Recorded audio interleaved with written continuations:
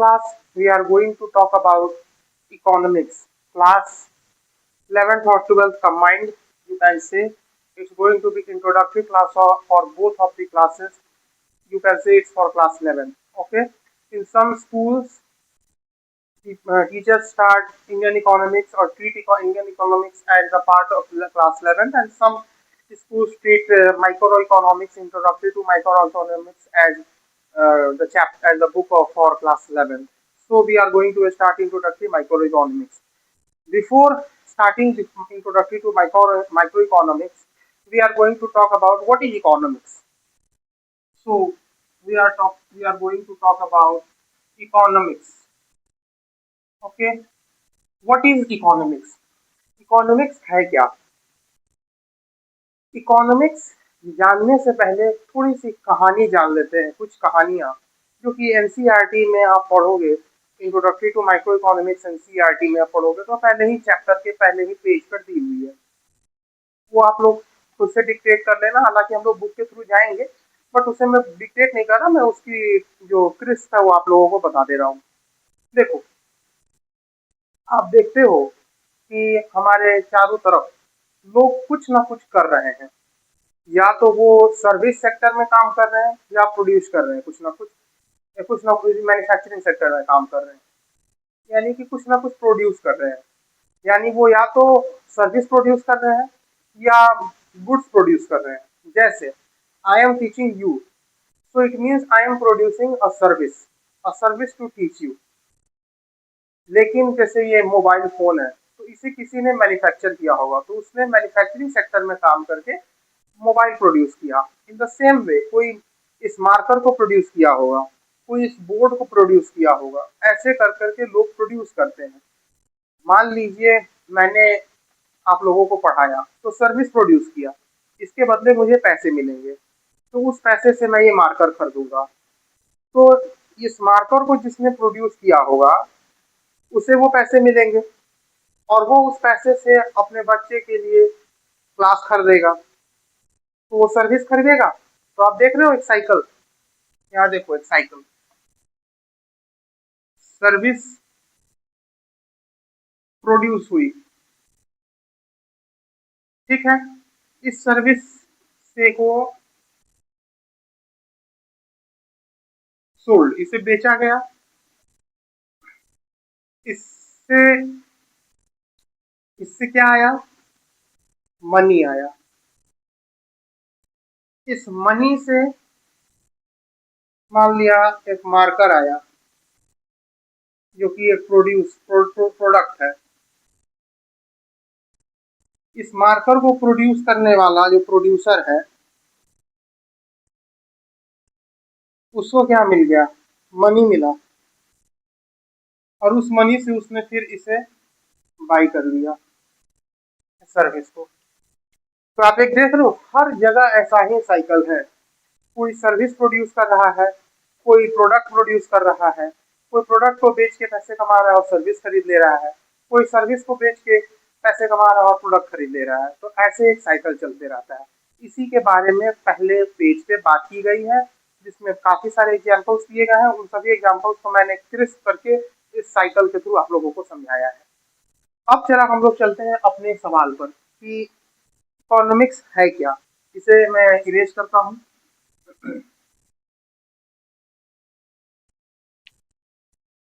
What is economics? Economics है क्या, उसको जानने से पहले थोड़ी और बात कर लेते हैं। क्या आपको लगता है कोई चीज भी इस दुनिया में अनलिमिटेड है? कोई चीज इस दुनिया में अनलिमिटेड नहीं। सभी चीजें लिमिटेड हैं। सभी चीजों की एक सीमित क्वांटिटी है, एक सीमित अमाउंट में ही कोई चीज दुनिया में है। क्या आपको लगता है पानी अनलिमिटेड है? पानी अनलिमिटेड हो सकता है, लेकिन पीने का पानी अनलिमिटेड नहीं है। क्या फूड ग्रेन्स अनलिमिटेड है? नहीं, कोई चीज अनलिमिटेड नहीं है। अनलिमिटेड है हमारी मांग, हमारी इच्छाएं, हमारी विशेष, वो अनलिमिटेड है। तो इकोनॉमिक्स के अंदर हम इस अनलिमिटेड इच्छाओं को, हमारी अनलिमिटेड इच्छा नहीं है, आपकी अनलिमिटेड इच्छा नहीं है, एकदम अनलिमिटेड इच्छा है। आप चाहते हो कि मैं ₹1000 दूं और उसमें सारे सब्जेक्ट्स पढ़ लूँ, मैथ भी पढ़ लूँ, इकोनॉमिक्स भी पढ़ लूँ, हिस्ट्री भी पढ़ लूँ, सोशल साइंस भी, ये सारे सब्जेक्ट पढ़ लूँ, साइंस पढ़ लूँ। आपकी कितनी सारी इच्छाएं हैं, बट क्या रिसोर्स उतने हैं? नहीं। एक उतने पैसे में आपको इतना सारा रिसोर्स नहीं मिल सकता। चलो दूसरा एग्जाम्पल, आपकी इच्छा है कि आप पेन भी खरीदो, आपकी इच्छा है कि आप एक कॉपी भी खरीदो, आपकी इच्छा है कि आप एक एग रोल भी खाओ, ठीक है, तीन तीन चीजें आपकी इच्छा है, बट आपके पास पैसे 100 ही है। तो आपके पास जो रिसोर्स है पैसा, वो तो ₹100 है, वो तो लिमिटेड है। अनलिमिटेड पैसे तो है नहीं, किसी के पास अनलिमिटेड नहीं होते, ठीक है ना। आपको जो लगता है बहुत अमीर है, उसके पास भी अनलिमिटेड नहीं है। उसके उसके उसके नजरिए से देखोगे तो उसके पास भी लिमिटेड ही पैसा है। आपके नजरिए से अनलिमिटेड हो सकता है, मेरे नजरिए से अनलिमिटेड हो सकता है, बट उसके नजरिए से वो अनलिमिटेड नहीं है, और इकोनॉमिक्स के नजर से भी वो अनलिमिटेड नहीं है। चलिए अपने एग्जाम्पल पे आते हैं कि आपको एक पेन खरीदने की इच्छा है, कॉपी खरीदने की इच्छा है, एग रोल खाने की इच्छा है, ₹100 ही है। तो आपके पास रिसोर्स तो लिमिटेड ही है। उस लिमिटेड ₹100 से, उस लिमिटेड रिसोर्स से आप पेन खरीदोगे या कॉपी खरीदोगे या एग रोल खाओगे, ये आपको अपनी प्रायोरिटी डिसाइड करनी होगी। तो ये जो प्रायोरिटी आप डिसाइड करते हो, वो कैसे करते हो? अपने विल के अकॉर्डिंग करते हो, अपने रिसोर्सेज की limited limited quantity of resource के अनुसार करते हो। तो इसी को इकोनॉमिक्स पढ़ाता है, इकोनॉमिक्स इसे ही बताता है। तो उसकी डिफिनेशन देखिए, इसकी definition, economics is a science which explains the method or ways of allocation of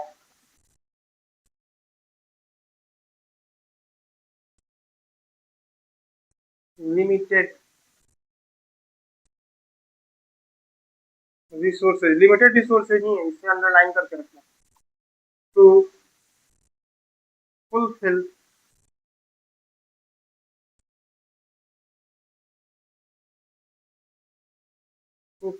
our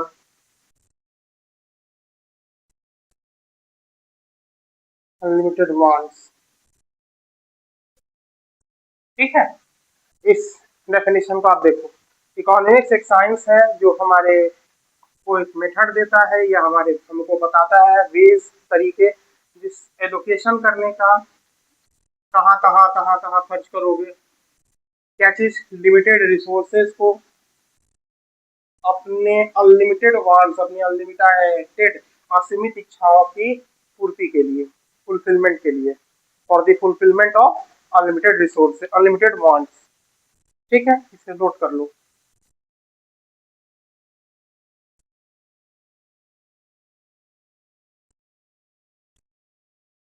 economics दो तरह का है, माइक्रो इकोनॉमिक्स और मैक्रो इकोनॉमिक्स। मैक्रो इकोनॉमिक्स और माइक्रो इकोनॉमिक्स, बेसिक तौर पे देखो तो in micro economics we study about the economics of an individual,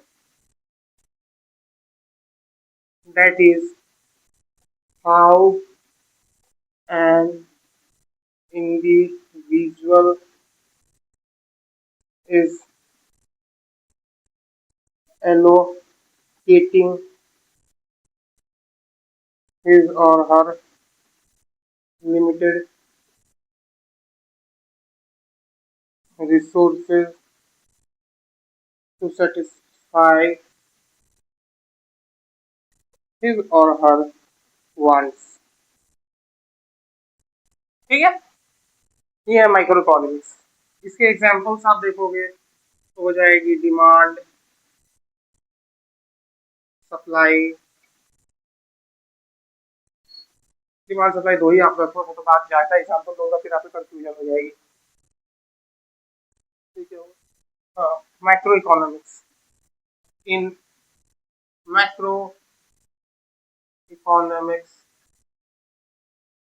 we study economics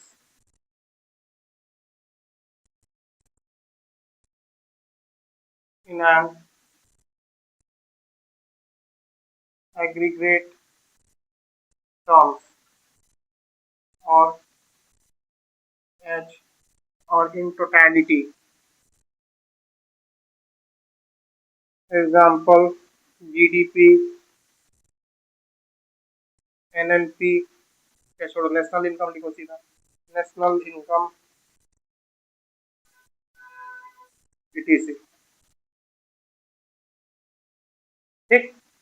तो मैक्रो इकोनॉमिक्स में क्या करते हैं हम, एग्रीगेट तौर पे, माइक्रो में एक बंदा, माइक्रो इकोनॉमिक्स में मेरी बारे में पढ़ोगे कि मैं एक आदमी हूँ, मैं अपनी खर्चों को कैसे मेंटेन करता हूँ, उसमें डिमांड मेरी कैसी है, मेरी सप्लाई कैसी है, मेरी यूटिलिटी क्या है, मेरी मेरी यूटिलिटी कितने तरह की है, ये सब चीजें।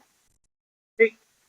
मैक्रो में मेरे आपके पूरे देश के को मिलाकर एक एग्रीगेट टर्म्स में एक मिली हुई एक टोटलिटी के तौर पे हम लोग पढ़ते हैं, उसे हम माइक्रो इकोनॉमिक्स कहते हैं, जिसमें हम जीडीपी, नेशनल इनकम, ये सब चीजों के बारे में पढ़ते हैं। ठीक है, समझ में आ रहा है, माइक्रो मैक्रो समझ गए। अब जरा एनसीईआरटी के थ्रू चलते हैं। ठीक है, ठीक। एनसीईआरटी के थ्रू जब जाओगे आप तो आपको सबसे पहला टॉपिक मिलेगा central problem of an economy. इसे आप नोट कर लो, फिर हम लोग चलते हैं। हाँ, हम लोग पहले पढ़ेंगे इसे, इसकी बुक का नाम आपको पता ही है, introductory micro economics.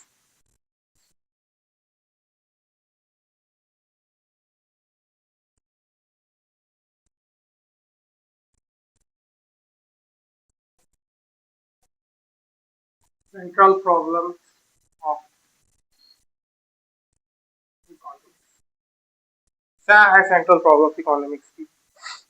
Central problem of economics की है कि जो हमारे रिसोर्सेज हैं वो स्कार हैं। सबसे पहले तो यही है, एनसीईआरटी से देख लेते हैं, चलो। Production, exchange and consumption of goods and services are among the basic economic activities. Economic activities क्या होती है? तो प्रोडक्शन करना, एक्सचेंज करना, बेचना, खरीदना, अदला बदली करना, यही सब इकोनॉमिक एक्टिविटी है। ये क्या ही बताना, ये तो आप सभी को पता है। क्यों?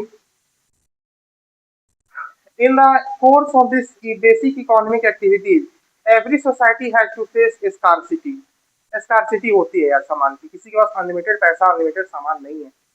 Of resources, it is scarcity of resources that gives rise to the problem of choice. अगर आपके पास अनलिमिटेड सामान होगा तो आपको चॉइस करने की कोई जरूरत नहीं होगी, जो मन करेगा सो करेंगे, प्रायोरिटी सेट करने की जरूरत नहीं होगी। 10 चीजें मन है, दसों के दसों करोगे। बट जैसे वो पेन बुक और एग्रॉल वाले एग्जाम्पल में अनलिमिटेड पैसा होगा, तीनों ले लोगे, वहां पे प्रायोरिटी चॉइस की जरूरत नहीं है। बट अगर लिमिटेड है, स्कार है रिसोर्सेस, तो आपको चॉइस करनी पड़ेगी। तो आपको जरूरत होगा कि भाई मैं सोचूं, मुझे प्रायोरिटी सेट करनी पड़ेगी। ठीक है। तो in other words, every society has to decide how to use its scarce resources। The problem of an economy are very often summarized as follow। क्या है? What is produced and what in what quantity। ठीक। तो आपको ये समझना पड़ेगा कि कैसे सामान बनते हैं और कितने क्वांटिटी में बनेंगे। तो every society must decide on how much of each of many possible goods and services it will produce. कितना प्रोड्यूस करे, सोसाइटी को ये देखना होगा। अनलिमिटेड रिसोर्स नहीं है, सोच समझ के प्रोड्यूस करना होगा, खत्म हो जाएगी सारे सामान। Whether to produce more of food, क्या प्रोड्यूस करने की ज्यादा जरूरत है, खाना, कपड़ा, या लग्जूरियस आइटम, सोना, गहना, ज्वेलरी, ये सब देखना होगा। आपको क्या ज्यादा बनाने की जरूरत है, एजुकेशनल इंस्टीट्यूशंस, हेल्थ इंस्टीट्यूशंस और मिलिट्री के services.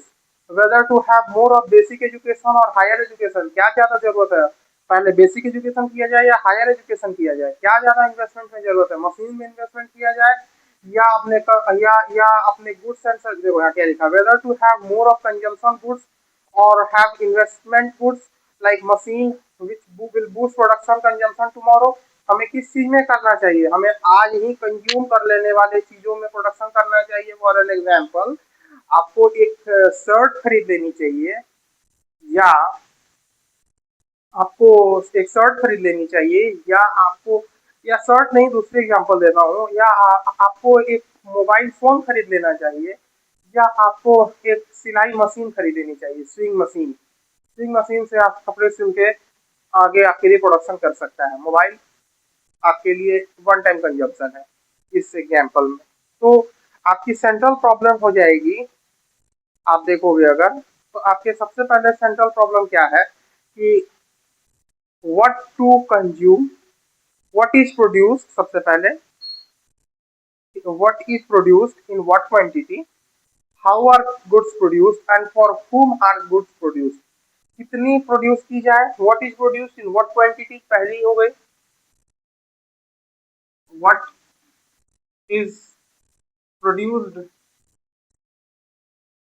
And in what quantity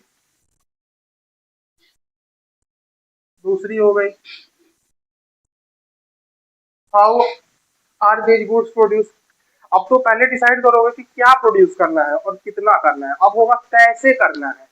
how are this goods produced, how are this goods produced. और तीसरा हो गया क्या करना है, कितना करना है, कैसे करना है। अब किसके लिए करना है भैया, करके रख लेंगे, होगे बेचोगे ना, तो किसके लिए करना है, फॉर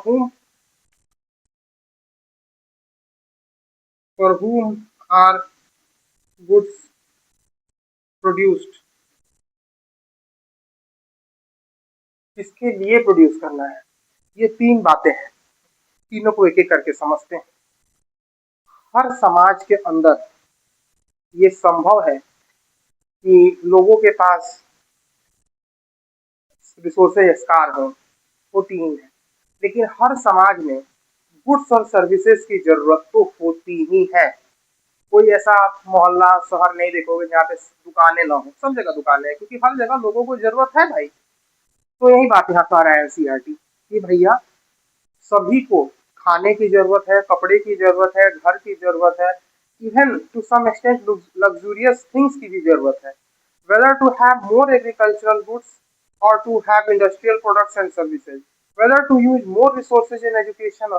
कह रहा है कि आप प्रोड्यूस करते हो कोई सामान, तो इन सभी बातों का ध्यान रखते हो कि आप कहाँ पर ज्यादा पैसे खर्च करो, क्या ज्यादा प्रोड्यूस करो, कपड़े ज्यादा प्रोड्यूस करो, हेल्थ के लिए, एजुकेशन के लिए सामान बनाओ, या मिलिट्री के बिल्डिंग्स बनाओ, या आप इन्वेस्टमेंट करना है कहाँ करो।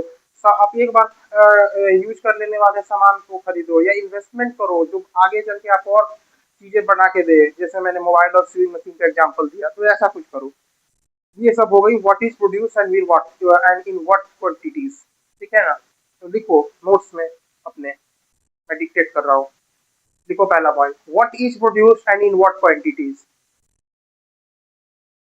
It is the first central problem of an economics that we have to think that what is the priority, and how we have how what is the priority, what is required to produce, whether educational institution, health health system, or military services। ठीक, how are, next point देखते हैं, how are things, how are goods produced, कैसे produce किए जाते हैं। तो every society has to decide on how much of which of the resources to use in production of each of the different goods and services, whether to use more labor or more machines, which of the available technologies to adopt in production of each of the goods। कैसे produce करोगे भाई, labour सारे लगाओगे, बहुत सारे labour लगा के labour intensive production करोगे, या मशीन इंटेंसिव प्रोडक्शन करोगे। देखो कैसे करोगे, लेबर इंटेंसिव करोगे या मशीन इंटेंसिव करोगे, लेबर इंटेंसिव करोगे या मशीन इंटेंसिव करोगे, ये डिसाइड करना होगा। क्योंकि आपके पास जो भी रिसोर्सेज हैं वो अनलिमिटेड नहीं है, ये बात आपको ख्याल रखनी है। तो आप कैसे करोगे, नई टेक्नोलॉजी का इस्तेमाल करोगे, ये सब चीजें आपको ध्यान में रखनी होगी। देखो, हाउ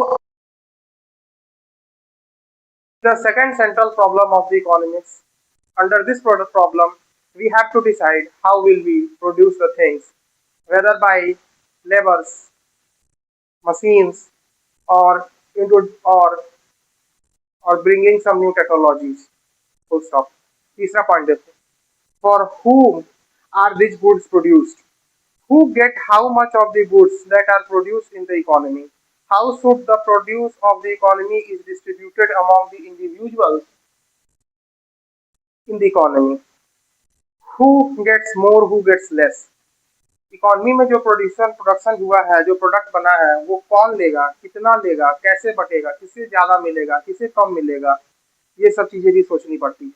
वेदर और not to ensure a minimum amount of consumption for everyone in the economy, क्या ये जरूरी नहीं है कि ये डिसाइड किया जाए कि मिनिमम की सबको कम से कम मिले इकोनॉमी में। Whether not elementary education and basic health care services should be available freely for everyone in the economy, क्या ये जरूरी नहीं कि एलिमेंट्री एजुकेशन जो कि प्राइमरी एजुकेशन होता है और जो हेल्थ केयर है, बेसिक हेल्थ केयर सबको मिले इकोनॉमी के अंदर। Thus, every economy faces the problem of allocation of scarce resources, the production of different possible goods and services, and of the distribution of the produced goods and services among the individual within the economy. The allocation of scarce resources and the distribution of final goods and services are the central problem of any economy। Allocation of resources सबसे बड़ी problem है, allocation of resources and allocation of resources, allocation of scarce resources and distribution of finished products is the main central problem of the economy। ये तीन तो हैं but main ये है, तो लिखो allocation of, इसको देखो, for whom are goods produced, उसके नीचे लिखो allocation under this problem, allocation of scarce, SCARCE, scarce, SCARCE, scarce, allocation of scarce resources and distribution of finished products is the problem, is the main central problem for any economy, is the main central problem for any economy। ठीक है, इससे आप लोगों ने लिख लिया। तो हमारी ये बेसिक जो बातें थी हम लोगों ने समझ ली। अब थोड़ी सी आगे बात को बढ़ाते हैं। देख, प्रोडक्शन पॉसिबिलिटी फ्रंटियर करके एक बॉक्स दिया है, उसे पढ़ते हैं। Just an individual face scarcity of resources, the resources of an economy as a whole are always limited in comparison to what the people in economy collectively want to have। जैसे कि एक individual को resources की कमी महसूस होती है, उसी तरह से एक पूरे इकोनॉमी को भी रिसोर्सेज की कमी महसूस होती है, खासकर सबों की इच्छाओं को पूर्ति करने के लिए मुश्किल है। ठीक है, तो लिखा हुआ है the scarce resources have alternative uses and every society has to decide on how much of each resources to use in production of different goods and services। Her society को ये सोचना पड़ता है कि वो रिसोर्सेज को, किन रिसोर्स का किन प्रोड्यूस प्रोडक्ट्स को और सर्विसेज को प्रोड्यूस करने के लिए इस्तेमाल करे, किसे वो पढ़ाने में इस्तेमाल करे, किसे वो हेल्थ केयर में इस्तेमाल करे। एक ही टाइप के सामान से, एक ही लोहे से वो औजार बनाए खेती का या युद्ध का, ये सब भी देखना जरूरी है, ये सोसाइटीज को देखना पड़ता है। An allocation of scarce resources of economy gives rise to a particular combination of different goods and services given the total। अब देखो, एक कंसीडर करना, एक टेबल दिया है जिसमें पॉसिबिलिटी है ABCDE करके, जिसमें कॉर्न बनाया जा रहा है और कॉटन बनाया जा रहा है। आप देखोगे कि कॉर्न और कॉटन दोनों ही में आप पाओगे कि if all the resources are used in production of corn, अगर सारे रिसोर्स को कॉर्न बनाने में लगा दिया गया तो the maximum amount of corn that can be produce is 4 unit, तो उससे 4 यूनिट कॉर्न बनेगा। And if all resources are used in production of cotton at most 10 units of cotton can be produced. तो economy can also produce 1 unit of corn and 9 unit of cotton, or 2 unit of corn and 7 unit of cotton, or 3 unit of corn and 4 unit of cotton। कहने का मतलब है कि ये जो chart दिया है ना, कि अगर आप सारे रिसोर्सेज 0 रिसोर्स लगाओ कॉर्न में तो आपको कॉटन 10 बना पाओगे, अगर एक कॉर्न बनाओ तो आप 9 कॉटन बना पाओगे, अगर 2 कॉर्न बनाओगे तो 7 कॉटन बना पाओगे, अगर 3 कॉर्न बनाओगे तो 4 यूनिट कॉटन बना पाओगे, अगर 4 यूनिट कॉर्न बनाओगे तो 0 यूनिट कॉटन बना पाओगे। ये यहाँ पे टेबल कह रहा है, ठीक। और इसका एक ग्राफ दिया हुआ है, आप उस ग्राफ को पढ़ लोगे। और मैं कल 1.3 से पढ़ाऊंगा organisation of an economic activity, जिसमें पहला टॉपिक होगा सेंट्रली प्लांट इकोनॉमी, जिसमें उसके बाद हम मार्केट इकोनॉमी